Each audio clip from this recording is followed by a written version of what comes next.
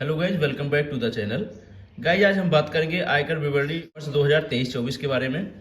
Guys ये जो विवरणी है ये 69,000 में शामिल शिक्षक का है। इनका जो मंथली इनकम है मार्च 2023 से 4200 ग्रेड पे इनका जो मूल वेतन बन रहा है 37,600 रुपये है। और इसमें डीए यानी महंगाई को ऐड करते हैं 14,288 रुपये प्लस 1,340 रुपये EHRA मिल रहा है। गाइज जो इनका टोटल अमाउंट हो रहा है वो 53,228 रुपये मंथली है। इसी प्रकार से सभी महीनों का इनका विवरण दिया गया है। गाइज अब आप देख सकते हैं इनका एनपीएस भी इनके सैलरी से डिडक्ट हो रहा है। गाइज ये 5,189 रुपये जो है ये मूल वेतन प्लस डीए का 10% डिडक्ट होता है, यानी 37,600 रुपये का 10% प्लस 14,288 रुपये का 10%, दोनों को ऐड करने के बाद 5,189 रुपये आते हैं। ये अमाउंट इनके सैलरी से प्रति महीने डिडक्ट होता रहता है। प्लस ये एम्प्लॉयर जो कंट्रीब्यूशन है वो 7,264 रुपये है। यह मूल वेतन प्लस डीए का 14% होता है। बात आती है अप्रैल की, तो इनके हर महीने का जो विवरण है, जितना सैलरी इनका डिडक्ट हो रहा है वो सारा विवरण यहाँ पे दिया गया है। गाइस नीचे आते हैं तो जो योग दिख रहा है इनका मूल वेतन का वह 4,60,000 रुपये है, यानी साल में इनको 4,60,000 रुपये मूल वेतन से मिला है। प्लस जो डीए मिला है वह 1,96,384 रुपये है। प्लस एचआरए यानी मकान किराया भत्ता जो मिला है वो 16,080 रुपये है। अब ये तीनों को ऐड करने के बाद जो टोटल इनका इनकम आता है 6,72,464 रुपये आता है। अब दोस्तों जो डिडक्शन हुआ है एनपीएस का 65,636 रुपये का डिडक्शन हुआ है, प्लस 91,894 रुपये, यह 14% एम्प्लॉयर के द्वारा कंट्रीब्यूट किया गया है। यानी यह जो अमाउंट है वह हमारे ग्रॉस अमाउंट में ऐड हो जाएगा। अब नीचे देखते हैं गाइज कि 2022-23 का इनको 6,908 रुपये बोनस मिला हुआ है। 2 बार 4% का डीए बढ़ा हुआ है, जिसका अमाउंट यहाँ पे लिख दिया गया है। प्लस 80 CCD2 का जो अमाउंट है 91,894 रुपये, यानी जो एम्प्लॉयर का कंट्रीब्यूशन है वो यहाँ पे मेंशन कर दिया गया है। अब टोटल जो इनका इनकम बन रहा है पूरे साल का वह 7,83,474 रुपये है। अब गाइज ये जो 7,83,474 रुपये है ये एम्प्लॉयर का कंट्रीब्यूशन ऐड करने के बाद इतना आ रहा है। अब इनका डिडक्शन देख लेते हैं। अब डिडक्शन में इन्होंने पीपीएफ में 17,200 रुपये जमा किए हैं, यानी 5,100 रुपये यहाँ मेंशन किया गया है, 6,000 यहाँ पे है और 6,100 रुपये, टोटल जो है 17,200 रुपये इनका पीपीएफ में जमा हुआ है। प्लस एनपीएस में 65,636 रुपये जमा हुए हैं। अब गाइज आते हैं टैक्स कैलकुलेशन पर। तो इनका जो टोटल ग्रास इनकम आ रहा है वह है 7,83,474 रुपये। अब मान लीजिए इनका जो एचआरए है, यानी यहाँ मकान किराया भत्ता आप देख सकते हैं 16,080 रुपये इनको मिले हुए हैं एम्प्लॉयर की तरफ से, तो ये 16,080 रुपये का इसमें मेंशन कर देंगे। प्लस 50,000 का स्टैंडर्ड डिडक्शन हो जाता है, मानक कटौती यहाँ हम लिख देंगे। अब मानक कटौती और प्लस एचआरए 16,080 रुपये, इन दोनों को 7,83,474 रुपये से माइनस कर लेंगे। माइनस करने के बाद जो शेष सकल आय बचता है वह होता है 7,17,394 रुपये। अब गाइज 80C के अंतर्गत डिडक्शन को हम यहाँ मेंशन कर लेते हैं। तो पीपीएफ में इनका जमा था 17,200 रुपये। अब ये 17,200 रुपये हमने यहाँ पीपीएफ में मेंशन कर दिया, और एनपीएस में इनका 65,636 रुपये डिडक्ट हुए हैं, तो यहाँ पे हमने एनपीएस का 65,636 रुपया डाल दिया। अब मान लीजिए इन्होंने अपना व्यक्तिगत बीमा कोई करवाया हुआ है 80C के तहत, तो 15,000 रुपये इनके व्यक्तिगत बीमा का हम यहाँ मेंशन कर देते हैं। अब इनके बच्चों का ट्यूशन फीस होगा, तो यहाँ 10,000 का हमने ट्यूशन फीस मेंशन कर दिया है। धारा 80C के तहत अन्य में आप अगर एसआईपी करते हैं 80C के तहत वह आता है तो उसे यहाँ पर मेंशन कर सकते हैं। तो गाइज इनका जो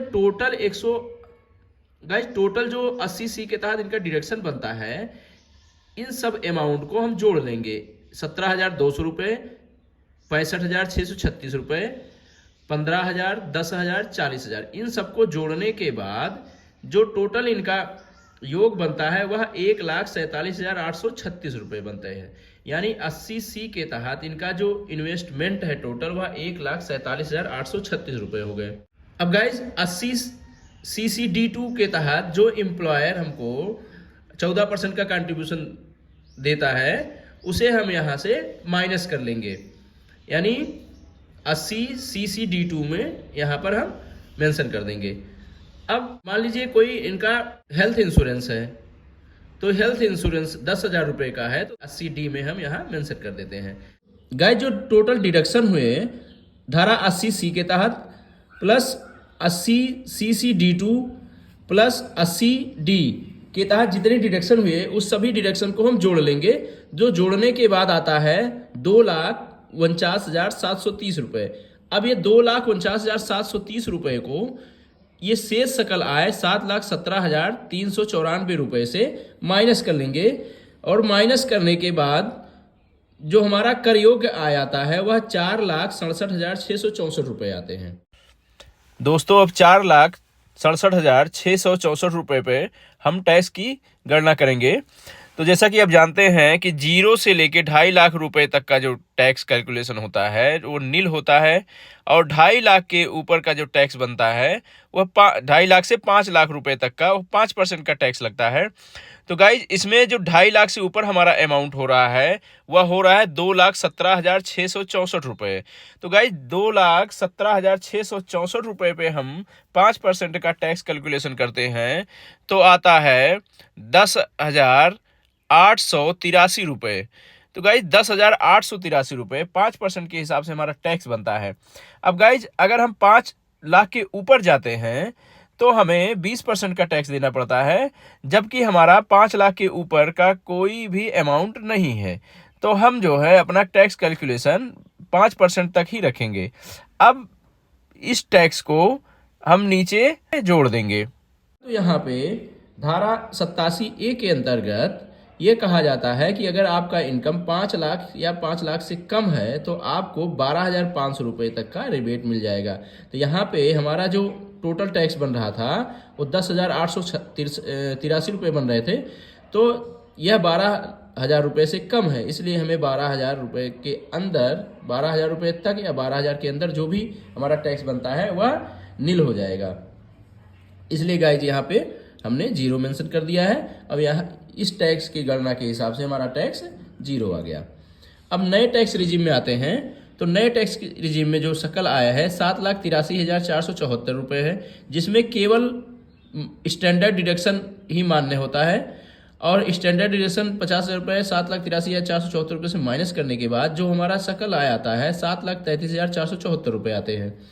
अब जो एम्प्लॉयर ने हमको कंट्रीब्यूशन दिया है 14% का, वह यहाँ पे माइनस किया जाता है। यहाँ आप देख सकते हैं कि धारा 80CCD2 के तहत 91,894 रुपये का हमें एग्जम्पशन मिला हुआ है। अब इसे भी से सकल आय से माइनस कर देते हैं, यानी 7,33,474 रुपये से 91,894 रुपये निकाल दिए। निकालने के बाद जो हमारा कर योग्य आय आता है 6,41,580 रुपये आते हैं। इसी 6,41,580 रुपये में हम टैक्स का कैलकुलेशन करेंगे। तो न्यू टैक्स रिजीम का जो स्लैब रेट होता है वह 0 से 3 लाख रुपए तक का टैक्स नील होता है, और 3 से 6 लाख रुपए तक का 5% का टैक्स देना पड़ता है, जो कि 6 लाख रुपए तक का जो हमारा टैक्स बन रहा है वो 15,000 रुपये बन रहा है। 6 लाख के ऊपर जो हमारा इनकम है 41,580 रुपये है। अब 41,580 रुपये पे 10% का टैक्स कैलकुलेट करेंगे, जो आता है 4,158 रुपये। गाइज उसके ऊपर हमारा इनकम अब नहीं बन रहा है, इसलिए हमारा टैक्स की गणना 15% में नहीं आएगा। दोनों टैक्स बन रहे हैं 15,000 रुपये और 4,158 रुपये, इन दोनों को हम जोड़ लेंगे। जोड़ने के बाद जो हमारा टोटल टैक्स बनता है वह है 19,158 रुपये। अब गाइज ये कहा गया है कि अगर आपका इनकम 7 लाख रुपए तक का है तो आपको न्यू टैक्स रिजीम के हिसाब से 87A के तहत 25,000 रुपये तक का रिबेट मिल जाएगा। यानी आपको 25,000 रुपये तक अगर आपका टैक्स बनता है तो आपको टैक्स नहीं देना है, आपको 87A के तहत छूट दे दी जाएगी। तो यहाँ पे हमारा इनकम जो है, टैक्स जो बन रहा है वो 25,000 से नीचे ही है, इसलिए हमें 19,158 रुपये की छूट मिल गई और न्यू टैक्स रिजीम के अकॉर्डिंग हमारा टैक्स 0 हो गया। गाइज इसी प्रकार से हम अपने टैक्स का कैलकुलेशन करेंगे। तो गाइज अगर वीडियो आपको अच्छी लगी हो तो प्लीज़ चैनल को सब्सक्राइब कर दीजिए, वीडियो को लाइक और शेयर कर दीजिए। Thank you for watching.